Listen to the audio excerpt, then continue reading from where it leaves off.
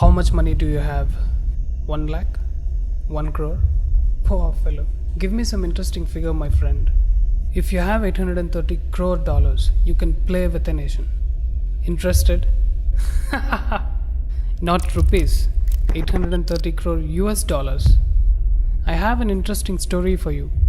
It's not about someone else, it's about you and me. The story was happening around us. We all have played a part in the story, but we don't even know that. This story has a hero, a blood-sucking villain, a terrorist leader, and a lot of anti-nationals. This is how it happened. The villain runs a NGO which was put under the watchlist category in 2016 by the Indian government for some illegal fundings in India. This NGO was providing free legal aid for Rohingya Muslims in India. We all know how much money goes into fighting court cases. Then how come a NGO helping lakhs of illegal migrants free of cost? There must be some vested interest, right? This NGO also converts poor and innocent Hindus into Christianity. In fact, 90% of the conversions happening in India is somewhere linked to this NGO.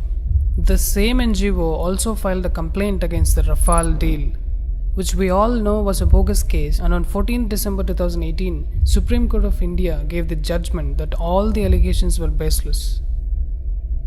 After that, the gentleman Rahul Gandhi had to apologize for his fake allegations. This NGO is getting busted every single day and falling under the watchlist category or prior permission category. This made the villain furious and he wanted to take a revenge from the hero. He started doing his dirty works. On 5th August 2019, the Indian government rendered Article 370 ineffective, which took that special status from Jammu and Kashmir and made it equal to other states. This created restlessness in the country where the terrorists feel safe. Yes, I'm talking about Pakistan. On 22nd September 2019, Howdy Modi event took place in Houston, USA. The hero stepped on the mega stage and the stadium was filled with 50,000 people cheering on top of their voices, erupted with joy. The hero, whom we all elected as the Honorable Prime Minister of our country, Sri Narendra Bhai Modi. The very next day, on 23rd September 2019, the villain met Pakistan's Prime Minister Imran Khan in New York.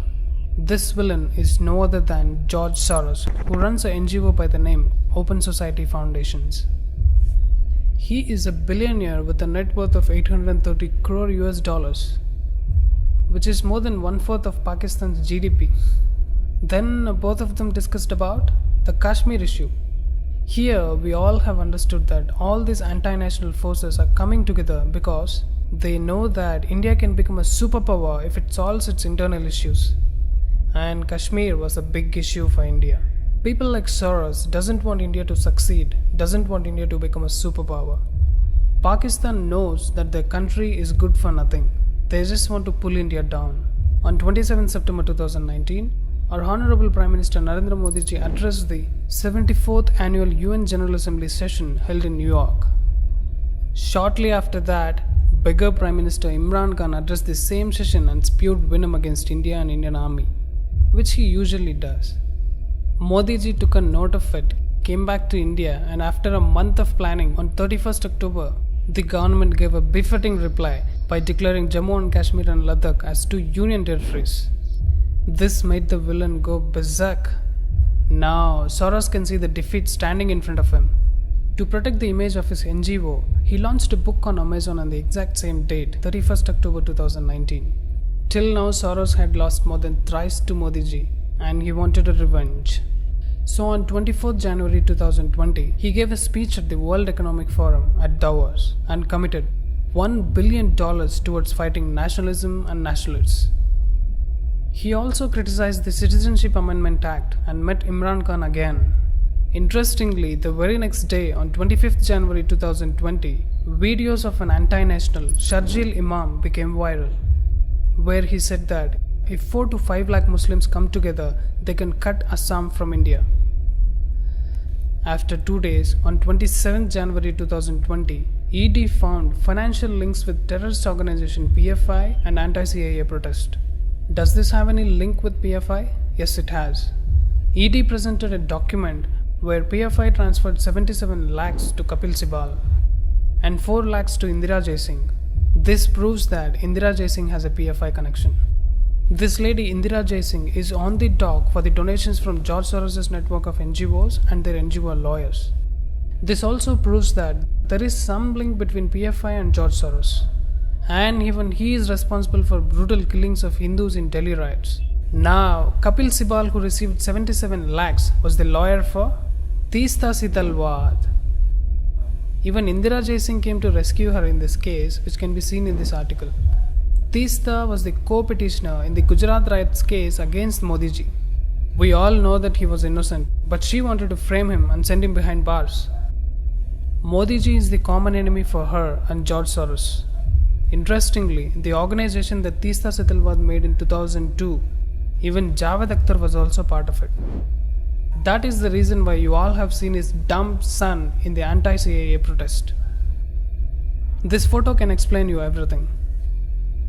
There is a Facebook page by the name Fraternity Government JNU, which wants the government to release this anti-national Sharjeel Imam. They have made several posts in support of this anti-national termite. This Facebook page supports the vulgar acts of Tablighi Jamaat, and the same page calls Teesta Sitalwad as a chief guest to address their audience. Teesta Sitalwad's NGO, CJP works in Assam, and Sharjeel Imam wanted to cut Assam from India. Can you see the link? All these evidences show that Sharjeel Imam, Teesta Sitalwad, Kapil Sibal, Indira Jaising, PFI and George Soros are all connected in some way. Their only goal is to destroy the country and break it from inside. After this crackdown by ED, Soros wanted to do something big. On 29 January 2020, George Soros moves to Delhi High Court against the Modi government, which had put his NGO in prior permission category. But the question is, why did he take 3 years to file a complaint? Or was he planning something big? Yes, on 4th February 2020, he sent his puppet Harsh Mandar to Shaheen Bagh, where he asked everyone to join the Shaheen Bagh protest. Let me tell you one thing here. Harsh Mandar works for at least 5 Christian missionaries. He handles the conversion business of Soros. He also held more than 8 to 9 positions during the Congress's rule when Manmohan Singh was the Prime Minister. He was the main man for Sonia Gandhi, and he is the main man for Soros as well. How can a person work for the ruling party and at the same time work for the anti-Indian forces? It can only happen when the ruling party is also involved in breaking the country. We all know the hate that Sonia Gandhi has for sadhus and Hinduism, and Harsh Mandar working for Christian missionaries proves my point. After this, on 18 February 2020, Teesta Sitalwad also came to Delhi and joined the anti-CAA protest, and she was seen tutoring the protesters. She was teaching them what they have to say and what not. Watch here. क्या शाहीन बाग के आंदोलन की जगह बदलने से आंदोलन कमजोर होगा क्या? ये हमारा सवाल है, जवाब किसी को नहीं देना है, वो जवाब से पूछा जाएगा तो आपको एक को जवाब देना है, आप सब नोट करेंगे, ठीक है? तो ये पहला सवाल है, क्या शाहीन बाग के Remember, wherever she is, there is a possibility of riots. She did that in Assam, and now she came to Delhi. These protester men and women were the same who were throwing stones on the police, shooting at the police, stopping the traffic and burning buses. But they wanted some kind of retaliation from BJP, which came on 23rd February 2020, when Kapil Mishra publicly spoke out in a rally against the anti-CAA protest. The comment was not at all provocative, but Islamists and anti-Indian forces were waiting for some kind of comment which they could blame later. They wanted to disrupt the Trump visit, which was on the very next day on 24th February 2020. These Islamists do the same thing every time when US President visits India. Aam Aadmi Party's Tahrir Hussain was involved in this anti-CAA riots. It was a pre-planned event, as petrol bombs, acid packets, slingshots, bricks and stones were kept strategically in his house. Even the recent updates and FIRs show that it was a pre-planned event against Hindus. We have seen how many Hindus lost their lives. Finally, the villain won this time. The villain, along with anti-nationals and Begaristan, doesn't want India to progress. Even though the hero saved us many times, but villain knew that he had to win only once. But remember, this is not a movie. These events have major effects on our country and on us.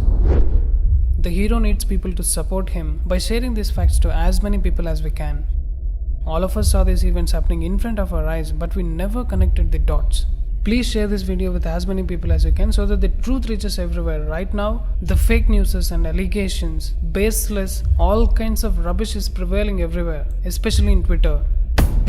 Remember, Modi is a different kind of legend. You can't buy him for money, unlike other party leaders. Narendra Modi is not for sale.